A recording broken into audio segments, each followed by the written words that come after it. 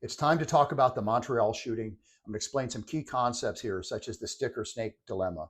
I'm going to talk about the level of duress this officer was under, how these decisions are made at the DNA level, and then some things basically relating to the hybrid threat environment and how these monsters are created in the first place. So let's go ahead and watch and review. There's more in my Substack, the Threat Proof newsletter at substack.com. I want you to pay attention to the stick or snake dilemma that the officers put in. Said officer's down behind cover. Her partner has crawled away wounded and eventually dies. That's what is blurred right there. It's basically her dead or dying partner. The suspect has him outgunned. He has some type of assault weapon. I'm using the term vaguely. I believe it was an SKS. I don't know what his magazine capacity was or anything like that. But from the initial video, it looks like the suspect is maybe 20, maybe 25 yards away. A very dangerous distance for somebody with a carbine like that. The innocent bystander comes around the corner, and then you see the officer in a stick or snake split-second moment appears to reflexively fire and injure and eventually kill that bystander. You'll note a short time later that the suspect comes around almost the exact same way. And I have a video a little later that shows more of that encounter. But just think about the time frame, the duress, tunnel vision, auditory exclusion, selective attention, all those things that are kicking into this officer, driving those decisions to be made in a very short time frame and to always prioritize personal safety, because that's how our DNA is wired. And if you think that that's something that's easy to out-train with a little bit of course training or a little bit of work in active threat situations, it just doesn't happen that way. It's not realistic. So let's watch it. Tonight, chilling footage shows the dramatic final moments when a gunman opened fire on police and bystanders in Montreal. Oh my God, oh my God, oh my God! The video's so graphic, we cannot show you most of it. You see an officer shot, another officer crouching for cover, gun drawn, as shots ring out.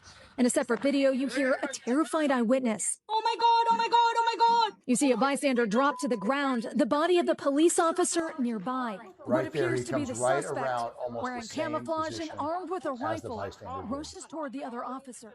The suspect eventually shot dead. Montreal police say officers had responded to a 911 call of shots fired and a gun protruding from the window of a hotel. Officials say the suspect opened fire on police when they arrived. Now, I want you to note from this first video, there was an interview of a mother afterwards, and she was simply taking her children to get a haircut when all this occurred in front of her. So don't think it's not going to happen in your zip code. Don't think that you can take your kids to go get their haircut and nothing will ever happen to you. Yes, it's very unlikely that this is going to happen to you, but something could happen. And you just have to keep that a little bit in the back of your mind as you carry out your day-to-day lives. All right, let's watch the next video. So you see the suspect jumps up here and ignores this one innocent bystander. The officer was focused on engaging officers first, which is something I talk about in my police active threat courses. The police may be the initial target and very often are. You can see the blurred area. You have an officer dead. Again, another officer down behind cover trying to survive that intense gunfight that basically caught them by surprise.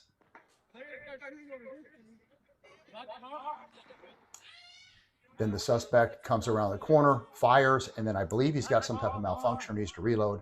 The officer at least escapes temporarily. I believe that officer is severely wounded. And then other officers at the scene are able to take the gunman down.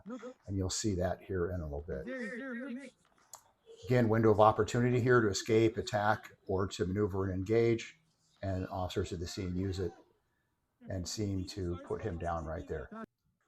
And of course, if we want to talk about what type of suspects do this, here's an idea of what we have out there in society today. Basically what I call the hybrid threat environment. Social media helps produce these monsters. Understood the suspect was linked to a misogynistic incel group and had circulated a violent manifesto targeting women. Take some lessons from this. Avoid the stick and snake when you can. Be prepared for it when you can avoid it, and be ready.